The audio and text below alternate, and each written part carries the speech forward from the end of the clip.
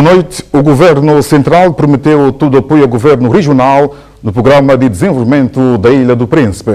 Foi durante a semana comemorativa dos 542 anos do achamento da ilha. No Golfo da Guiné e formando o arquipélago de Santo Tomé e Príncipe, quis o destino que a Ilha de Príncipe fosse achada a 17 de janeiro de 1471 pelos navegadores portugueses João de Santarém e Pedro Escobar. Para assinalar os 542 anos do seu achamento, várias foram as atividades de caráter política, recreativa e cultural realizadas, apesar de fracos recursos financeiros posto à disposição da comissão organizadora. Por se tratar de uma data histórica, apesar dos fracos recursos, elaboramos um programa onde constam atividades de caráter político, cultural, recreativo, que permitem desvendar a ilha em vários domínios. Passado, presente, figuras, factos, seus ideais e valores, mas, sobretudo, o príncipe do futuro, envolvidos os diferentes ciclos históricos porque ela passou. Primeiro, o ciclo da cana-do-açúcar, segundo, o ciclo do café e, finalmente, o ciclo do cacau. O presidente do governo regional direcionou o seu discurso para os constrangimentos de natureza econômica e financeira global. Devemos empenhar-nos mais, individual e coletivamente, no cumprimento de obrigações profissionais, criando condições para a implementação e avaliação nos diversos setores de atividades e serviços no contexto regional de metas, objetivos e estratégias eventualmente acordadas, produzindo mais com os mesmos recursos colocados à nossa disposição decorrente da atividade produtiva estatal ou privada. O primeiro-ministro e chefe do governo Gabriel Costa, que presidiu a cerimônia do ato central, no seu improviso, disse que novos caminhos serão feitos com a região autónoma do Príncipe para a melhoria de condições de vida da população local. Nós estamos cientes de que a tarefa que nos espera é uma tarefa gigantesca e que sozinhos não iremos a lado nenhum. Se não fizermos a inclusão, iremos coxo. Portanto, vamos trabalhar com toda a gente. Vossa Excelência poderá contar com o apoio do Governo Central no âmbito da cooperação. Foi o que nós dissemos, que nós não iremos substituir aos órgãos do poder local, do poder regional, perdão, mas iríamos estabelecer com os órgãos do poder regional uma cooperação que permitisse o desenvolvimento regional, no estrito respeito pelas regras de competência que estão previstas na Constituição e no Estatuto Autonómico. Vossa Excelência, como diz respeito, poderá estar convencido disso. As querelas do passado ficarão para o passado. Com o seu governo, com as populações, vamos trilhar novos caminhos na melhoria das condições de vida das populações. Desfile dos grupos culturais marcou o encerramento das atividades. O governo regional foi remodelado. A novidade vai para a criação da Secretaria dos Assuntos Econômicos. Os novos membros do governo regional foram empossados em cerimônia presidida pelo primeiro-ministro Gabriel Costa. A novidade na remodelação do novo governo da região autónoma do Príncipe vai para a criação de mais uma secretaria para a área dos assuntos econômicos, que está a testa máxima Silvino Palmer a comandar. Francisco Pinagil Umbelina vem substituir Natália Umbelina, pilotando a área dos assuntos sociais. Hélio Lavres, que já vem desde o primeiro mandato de Tosé Cassandra, ocupando a pasta dos assuntos econômicos e financeiros, passa agora a ocupar a pasta das finanças e administração pública. O ato, que contou com honrosa presença do ministro de Plano e Finança, ministra de Justiça, Administração Pública e Assuntos Parlamentares, presidente da Assembleia Regional e do Governo Regional, convidados, foi presidida pelo primeiro-ministro e chefe.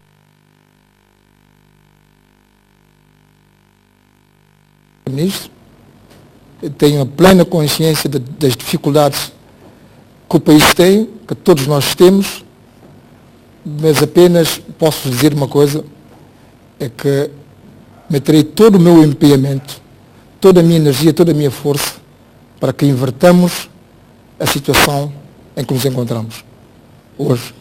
Não é impossível.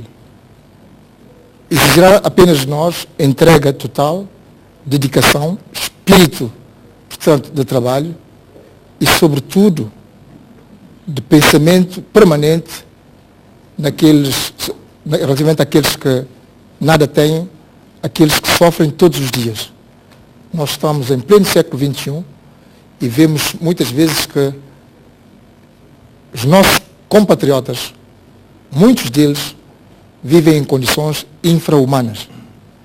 E o poder só tem sentido, pelo menos na minha perspectiva, quando nós utilizamos para fazer coisas que possam permitir a felicidade de toda a gente.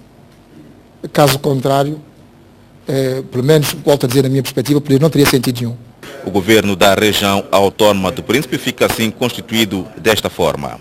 José Cassandra continua como presidente do governo regional, Hélio Lavres, secretário para a área das finanças e administração pública, Silvino Palmer, secretário para assuntos econômicos, Francisco Pinagil Umbelina, secretário para assuntos sociais, e Antônio Raposo, que continua a tutelar a pasta de infraestrutura, meio ambiente, recursos naturais e ordenamento do território.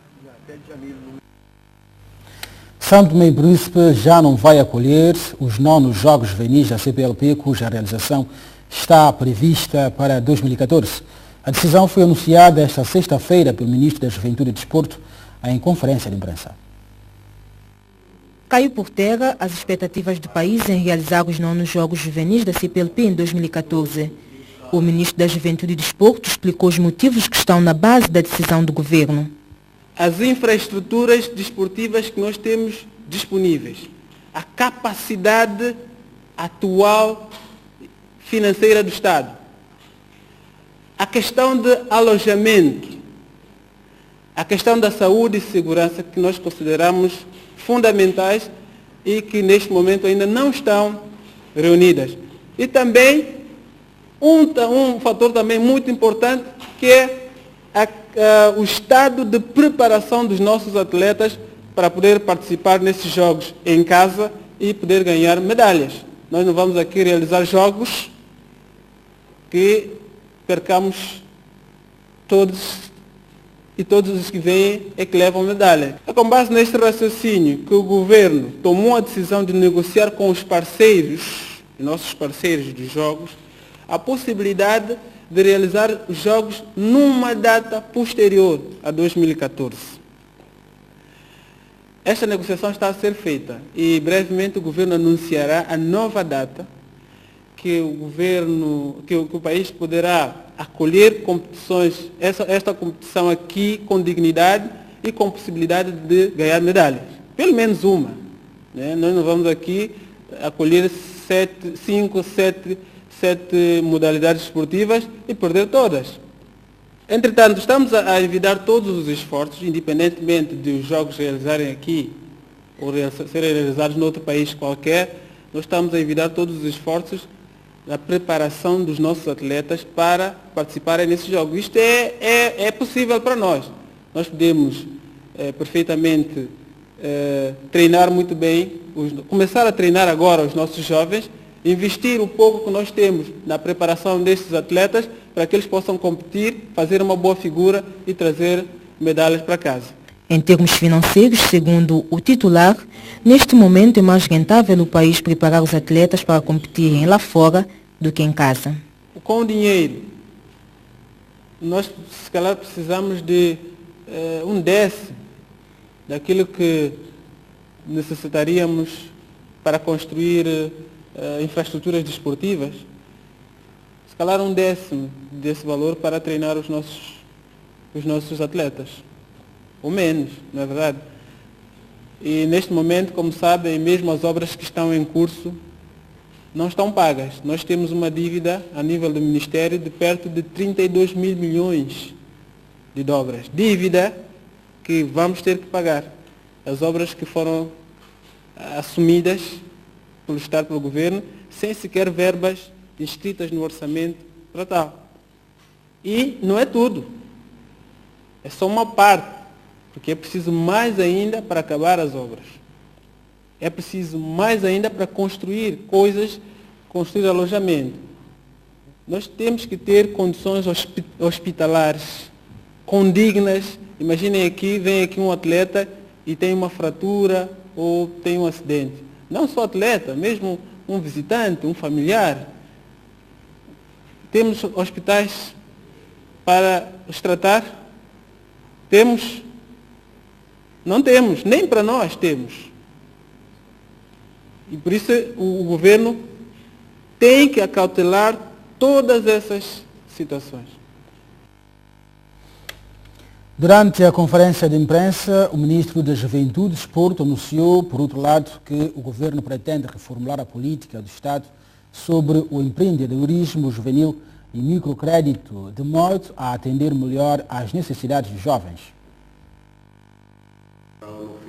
Numa conferência de imprensa, o titular da Juventude e Desporto deixou claro que seu governo pretende apostar no empreendedorismo juvenil para galvanizar a economia do país. Faz todo sentido prestarmos todo o apoio necessário aos jovens num mercado que eles são a maioria, eles constituem a maioria dos consumidores, numa economia que eles representam a maior quantidade de força de trabalho disponível. E são eles que mais dinheiro, mais recursos e mais tempo gastam a estudar e a capacitar-se para o emprego. Os jovens merecem pleno reconhecimento pelas suas competências e merecem também uma oportunidade de desenvolverem todo o seu potencial. Sem investimento público e privado, sem uma boa estratégia de parceria público-privada, não há empreendedorismo. E haverá certamente menos oportunidades de emprego criadas. E com menos oportunidades de emprego criadas, o Estado terá menor capacidade de criar e acumular riqueza. Com menos riqueza acumulada, gerada e acumulada, certamente estarão frustradas todas as nossas tentativas de erradicação da pobreza, que, como sabemos, atinge mais os jovens do que qualquer outra camada desta nossa sociedade. Em relação ao processo de microcrédito que se encontra em Banho-Maria, o titular da Juventude e Desporto garantiu que o governo vai requalificar as políticas do Estado para melhor servirem os jovens. Decidimos requalificar, repito, requalificar a política do Estado concernente ao empreendedorismo juvenil e microcrédito, de modo a podermos corrigir as deficiências que nós encontramos e poder atender da melhor forma possível aos jovens e a toda a sociedade. Um processo que poderá se arrastar, uma vez que o governo ainda não tem o orçamento em mãos. Aquela verba que as pessoas dizem que era um financiamento para o microcrédito, ainda não estava disponível durante a vigência do governo anterior. E ainda não está disponível, porque muita gente acha que esse dinheiro está num banco qualquer. Não está. O dinheiro não está em banco nenhum. E mesmo que essa verba existe, há a intenção clara, objetiva dessa verba existe, mas ela precisa ser inscrita, transferida para o novo orçamento. Por um governo não pode funcionar sem orçamento. Ela, se existe, está em algum lugar, ela vai ter que fazer parte do novo orçamento do Estado. Quando o orçamento for aprovado, próprios deputados podem achar perfeitamente cortar aquilo. Vocês sabem que o governo não decide finalmente sobre o orçamento. Só depois podemos usar a verba para o fim desejado. Essas coisas nós não podemos chegar aqui e dizer, olha, como muitos fazem, como quando nós vamos perguntar ao nosso vizinho que é pedreiro, eu quero que você me construa um tanque cisterna. quantos dias é que vai fazer, ele dá 2 dias.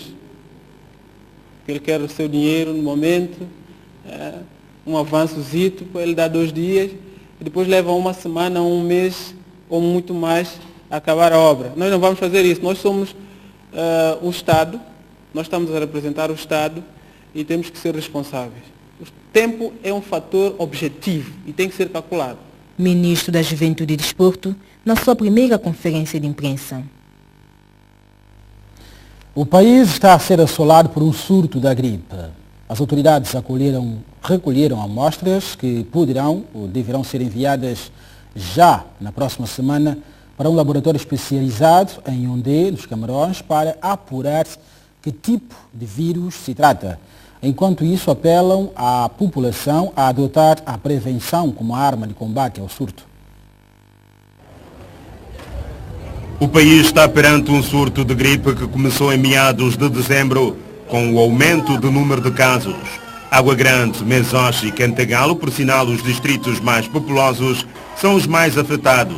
Podemos dizer que é uma gripe sazonal, embora estejamos a fazer o estudo, nós fizemos a colheita e que é para depois sabermos de que tipo de vírus se trata. Como se sabe, a gripe é causada por vírus e já em São Tomé tivemos o surto do vírus gripe A e nós não podemos dizer neste momento de que vírus se trata. Então, essa é a razão de nós estarmos a nos providenciar, que é para termos colheita das amostras para sabermos de que tipo de vírus se trata. Enquanto não chegam os resultados das análises, a prevenção é a melhor arma de combate ao surto, que tem afetado sobretudo crianças. Ao tossir ou ao expirar, devemos sempre tapar a boca com um lenço, de preferência o lenço de papel, se nós tivermos. E não como normalmente nós fazemos, nós tapamos a boca com a mão, mas sim devemos tapar com o lado do braço, evitar que a mão porque o vírus pode ser transmitido para as mãos e depois através das mãos nós, se não lavarmos as mãos depois de todo esse processo, nós podemos ser infectados ou passar para os outros. Então, outro gesto é lavar sempre as mãos depois de nós assoarmos ou tossirmos e termos que, assim que nós tivermos os primeiros sintomas de gripe, aconselhamos as pessoas a dirigirem-se aos postos de saúde, o centro de saúde mais próximo ou ao hospital Aires de Menezes, para evitar que, como sabe, pode começar por uma gripe simples e depois associar-se a infecções bacterianas e trazer pneumonias e outras complicações que nós não gostaríamos que acontecesse. A diretora dos Cuidados de Saúde deixa também alguns conselhos à população. É bom que a pessoa beba muitos líquidos, se tiver febres altas, usar antipiréticos, mas sempre é bom procurar um pessoal de saúde, ir ao centro de saúde mais próximo e acatar os conselhos médicos. Porque, como sabe, a gripe ela é caracterizada por mal-estar, com febre ou febre ligeira ou com febres altas, pode ter tosse e de vez em quando respiração, uma dificuldade respiratória. E sobretudo nesta gripe as pessoas têm se queixado de dificuldade respiratória. A Ilha do Príncipe é a região do país menos afetada pelo surto. A Câmara Distrital de Água Grande entregou materiais de construção civil à população mais carenciada e sinistrados. Segundo o presidente Ignei Santos, esta ajuda poderá ser alargada com a possibilidade de mão de obra para a construção das residências. Cerca de 10 famílias receberam hoje materiais de construção civil, entre os quais tábuas, barrotes, chapas de zinco e pregos. Uma iniciativa da Câmara Distrital de Água Grande no âmbito do Programa de Ação Social de 2012, cujos objetivos são apoiar os mais carenciados a construir uma residência própria e ajudar na construção de novas casas para os que perderam tudo nos incêndios. Em 2012 houve muitos casos de incêndio aqui no distrito de Água Grande E não só nós temos estado a resistir ao número de pessoas com carências relativamente à questão da habitação. E essas pessoas têm estado a consultar a Câmara, né, no sentido de poder apoiá-los em termos de materiais e também na construção dessas casas. Então nós temos o levantamento dessas famílias e vamos apoiando na medida que nós temos o orçamento disponível para fazer. Os beneficiários desta doação agradecem a iniciativa, mas lamentam o facto de haver poucas instituições a apoiar. Eu comprei uma casa velha para reabilitar. Pronto, estive a trabalhar no autocarro, transporte coletivo, e autocarro parou, estou desempregada e não tenho condições. Eu agradeço ao Sr. Presidente que este gesto corre tudo de bem para o senhor, porque pronto, só Deus no céu é que deve pagar o senhor para nós. Em princípio foi fogo, só que não sabe se foi fogo posto ou se mesmo foi de natureza, mas só soube-se que casa aqui não se. Sempre apoio à Câmara e mesmo as outras instituições, mas só que pronto, tem aparecido apoio, mas só que tem aparecido a conta-gota, mas de qualquer maneira tenho que agradecer mesmo esses que têm aparecido. A residência não é minha, é do meu pai. E ele tem uma residência já antiga e está precisando de reabilitar. Ele já está aposentado e não tem condições que é para fazê-la, e então pediu apoio à Câmara Distrital de Água Grande. O que acha desta iniciativa? Muito boa mesmo, e continue assim, melhorando cada vez mais e mais, para que a Câmara Distrital de Água Grande não só possam apoiar as pessoas necessitadas. A entrega dos materiais de construção foi feita esta manhã na Associação das Autarquias Locais e Regionais. O Código Penal e o Código de Processo Penal foram temas de um debate realizado no Hotel Pestana, certame que foi organizado pela Universidade de Lusíadas de Santo Tomé e Príncipe. O Código Penal e o Código do Processo Penal são dois temas que estiveram ontem em debate na sala de conferência do Hotel Pestana. O evento organizado pela Universidade de Lusíadas de São Tomé visava trazer o assunto ao palco de discussão e abrir caminhos para a melhoria. Nós achamos que o processo do Código Penal de São Tomé e Príncipe é um grande avanço para o país, mas contudo é bom que as pessoas se apropriem desse processo. E o professor que nós temos aí é um professor especialista nesta matéria, e com certeza nós achamos por bem ele poder dar a sua contribuição, discutindo com os alunos, discutindo com os magistrados, discutindo com os juízes, de modo a aperfeiçoar e de modo a preventivamente conseguir encontrar mecanismos que possam levar o processo penal de São Tomé e Príncipe ao melhor porto. A palestra foi proferida por um professor da Universidade de Lusíadas de Portugal, que assegurou a necessidade de atualização de algumas leis são-tomenses. É que em São Tomé, como em Portugal, não é? Porque São Tomé foi uma colónia de Portugal, vigorava um código de 1929, que teve muitas alterações, mas que tinha sido a sua estrutura feita no tempo da ditadura. Era uma manta de retalhos. E este código novo, que foi aprovado em Portugal em 87 e que foi agora aprovado em 2010 na República Democrática de São Tomé, é um código que tem um paradigma diferente do anterior, certo?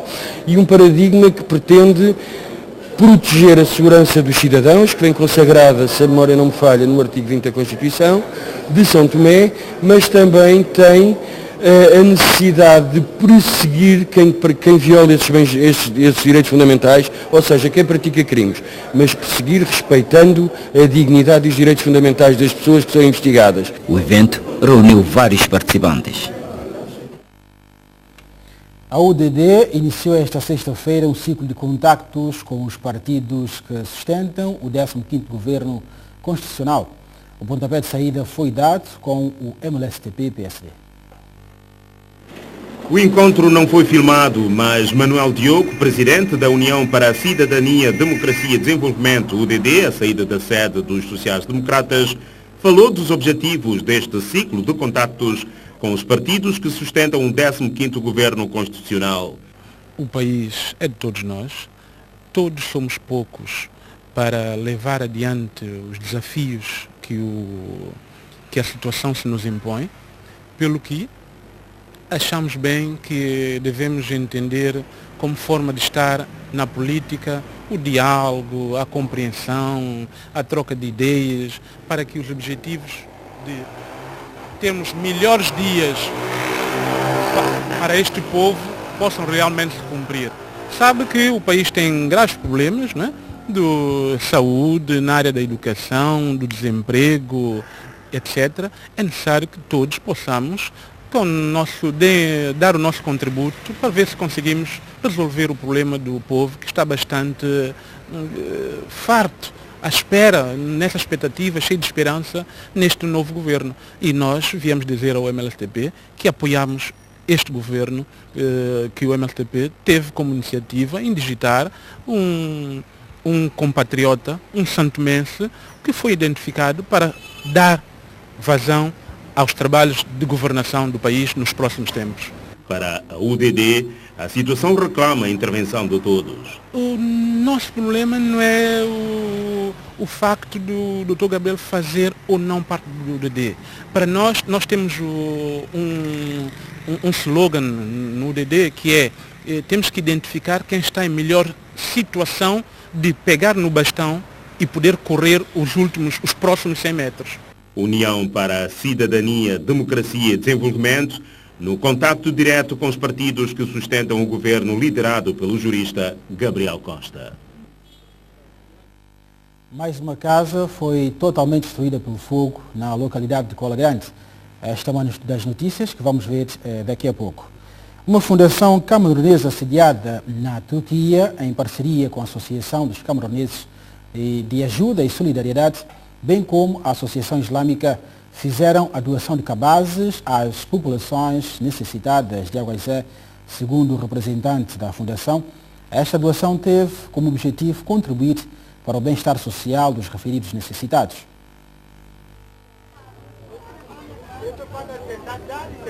A Fundação Camerunesa Aziz Mahmoud Uday Vakif tem a sua sede na Turquia e pretende ajudar na melhoria das condições de vida da população santomense. Vocacionada para atividades de caráter social e apoios humanitários, deu o pontapé de saída esta quinta-feira com a entrega de cabazes às pessoas mais carenciadas de Aguaizé. Dans cette matière, nous pourvoyons à des populations démunies. Nesta ordem de dia, a nossa associação ajuda as populações carenciadas, aquilo que vocês acabaram de ver, foragem, escola e muitas outras coisas. Então, essas ajudas não é visado a uma raça, ou uma definido, ou uma etnia definida, ou um cor definido, ou uma religião definida, mas sim está canalizado à população carenciada. Donc, c'est des aides qui sont orientées vers toutes les populations. A iniciativa contou também com a parceria das associações dos camaroneses, a CAMAS e a Associação Islâmica em São Tomé e Príncipe. Essa parceria é que nós vamos começar a trabalhar junto em termos de ajuda e solidariedade com as pessoas carenciadas em São Tomé e Príncipe. É um dos objetivos que nós queremos levar a cabo alguns trabalhos sociais, tentar ajudar as pessoas em termos de solidariedade ativa, porque nosso país tem muitas pessoas carenciadas, tem muita pobreza e nós queremos também dar a nossa contribuição para que tentamos diminuir, em termos de diminuir ou reduzir a pobreza em São Tomé e Príncipe. Para o presidente da Associação dos Moradores, tratou-se de um gesto muito bondoso. É de agradecer essa associação, porque há muitos que essa comunidade espera talvez tipo dessa ajuda que ninguém faça, né? E por isso eu agradeço muito por ter feito esse gesto para com essa comunidade. Agradeço, senhor. Estou pedindo, pastor, muito obrigado, 1000 vezes obrigado. Porque Eduardo às vezes eu não jantar, mas hoje eu vou jantar. Hoje eu vou jantar. Vou comer comida. Quem me deu? O Pai Celestial, né? Me deu. Então, agradeço. Muito obrigado. Estas instituições não governamentais pretendem trabalhar com o governo nas áreas da educação, infraestrutura e formação.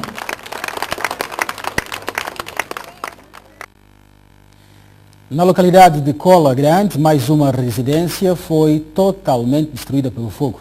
Suspeita-se que se trata de mais um caso de fogo posto, à semelhança do que aconteceu há cerca de 3 semanas em São Marçal.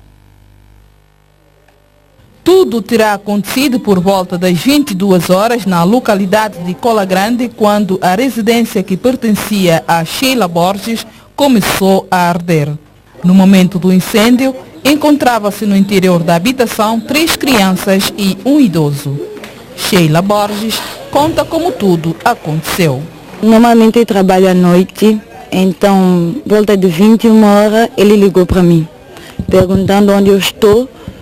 E eu disse para ele que eu estive na escola e ele disse que queria falar comigo. Eu disse para ele que eu não tinha nada para falar com ele mais. Ele me perguntou onde eu quero chegar com esse nosso conflito. Eu disse a ele, depois de tudo que você me disse, era a melhor separação. Então ele me disse, então tá bom, eu vou dar a você a melhor separação de toda a tua vida. E então, lá para 22 horas eu cheguei em casa. Normalmente eu venho direto para casa, mas ontem eu não vim direto para casa, eu fui ter com minha tia para contar a ela o que ele disse. Eu abri boca para contar a minha tia o que ele disse, ele veio de estrada a correr com faca na mão a dizer, eu mato você.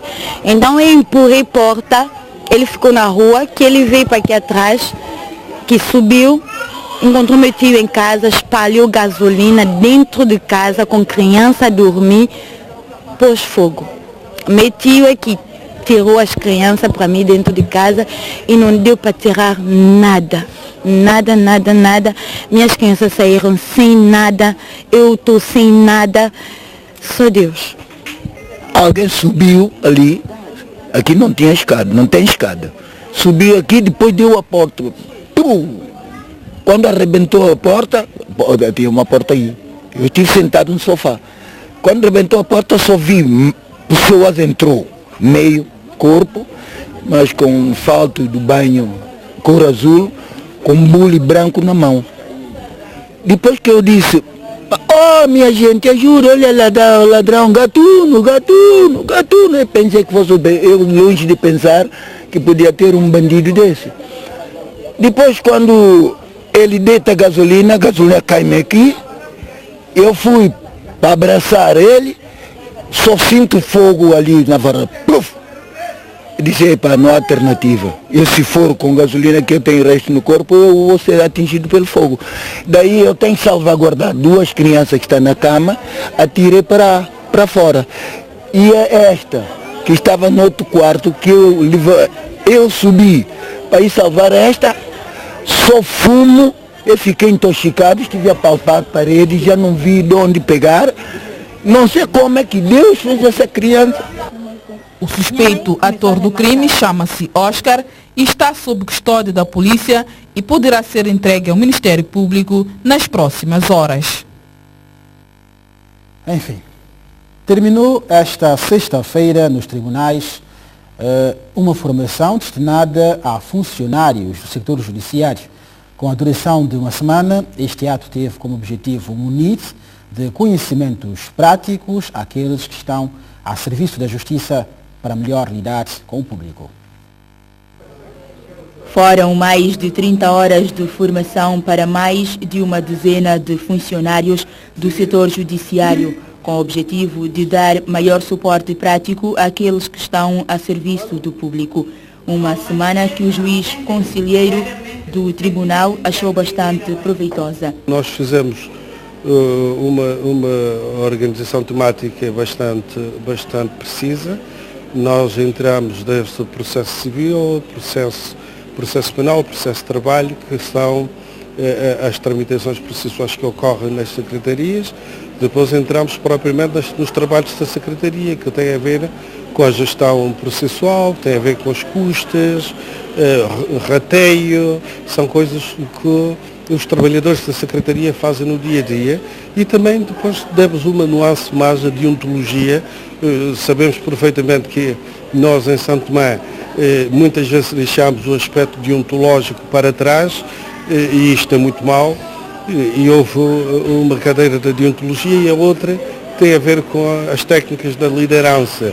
Numa mistura de licenciados e não licenciados, todos receberam nesta sexta-feira os seus certificados. Para nós é bastante bom que todos os santomenses, se pudessem ter uma formação académica, era muito bom. Aliás, vemos que os países de leste tiveram uma vantagem relativamente aos países do Ocidente, precisamente por causa do investimento no capital humano, em termos de formação. E nós aqui no Tribunal temos hoje, já podemos dizer, que cerca de 30% dos nossos quadros são formados. Segundo a jurista Nilza Lima, para melhor servir os utentes, é necessário que o processo de formação seja contínuo. Pelo menos 2 vezes por ano, 3 vezes por ano, deve ser sempre contínuo, assim, aperfeiçoar, atualizar as práticas processuais das secretarias. Ao mesmo tempo que decorria a formação, estes homens da lei também foram avaliados como escrivães e secretários da Justiça, uma avaliação que pode garantir mais um patamar na carreira.